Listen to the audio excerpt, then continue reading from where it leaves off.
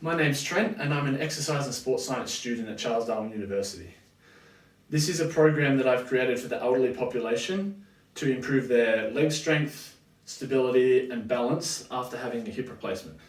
Although this program is not limited only to people who have had hip replacements. Okay, a little bit about myself before we get started. I am a professional volleyball player. I play for the national team of Australia, and when I'm not playing for Australia in international competition, I'm over in Europe playing professionally at a club overseas. Okay, so before we get started, two things that we'll need for this program. One is a chair, and two is a small object of some sort. It could be a book, it could be anything that weighs about 1 to 2 kilos. I'll be using a water bottle, just fill it up to get the weight. And that's it. So, to start, we're going to do a warm-up. So what we'll do for the warm-up is you'll sit down in your chair, and we're going to do 15 seated calf raises. So you can just place your hands on your hips like so, or wherever is comfortable, and just lift your calves up, legs up and back down. Standing onto your toes and back down. Just 15 times. 6, 7, 8, 9, 10, 11, 12, 13, 14, last one, and 15. Good job. Right, now that we've done that, we'll try and get a bit of mobility into our knees. So standing up, and what we're going to do is bend over, place your hands on your knees like so.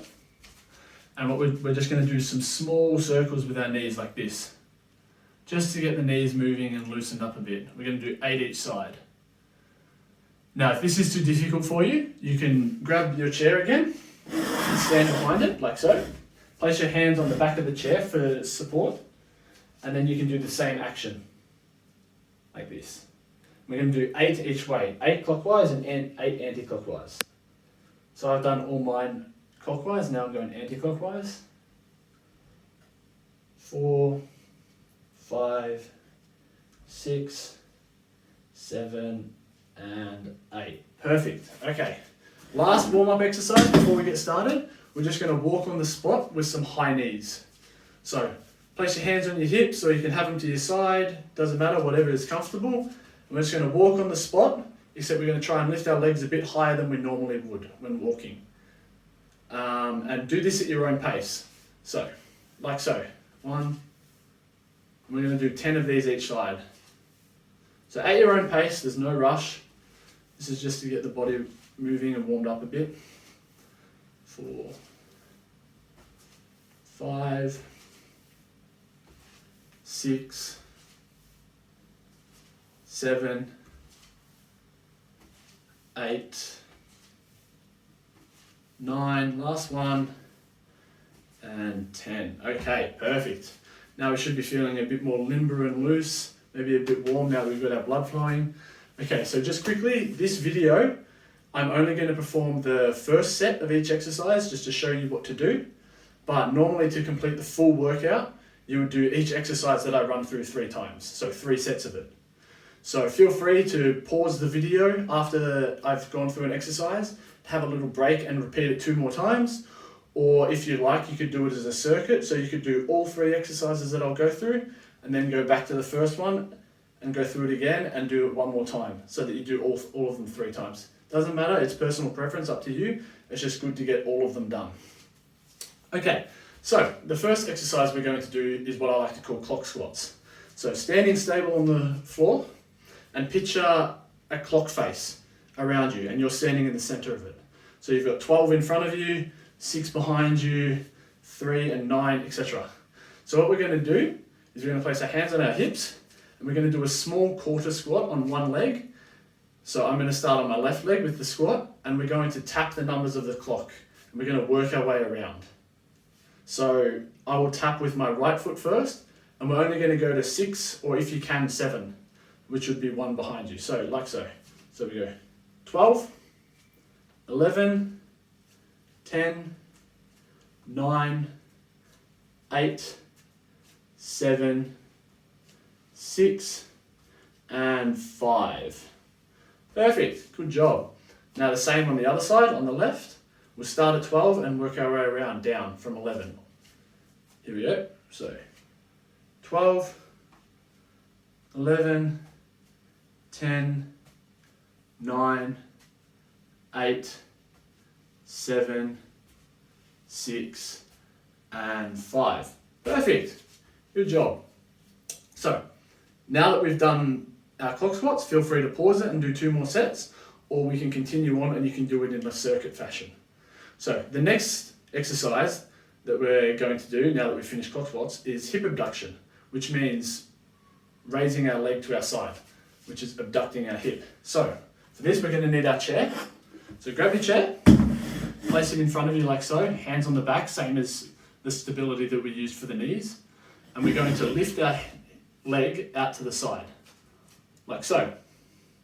So what we want to do, we're going to do this 10 times on each side, but make sure we're really controlling the muscle.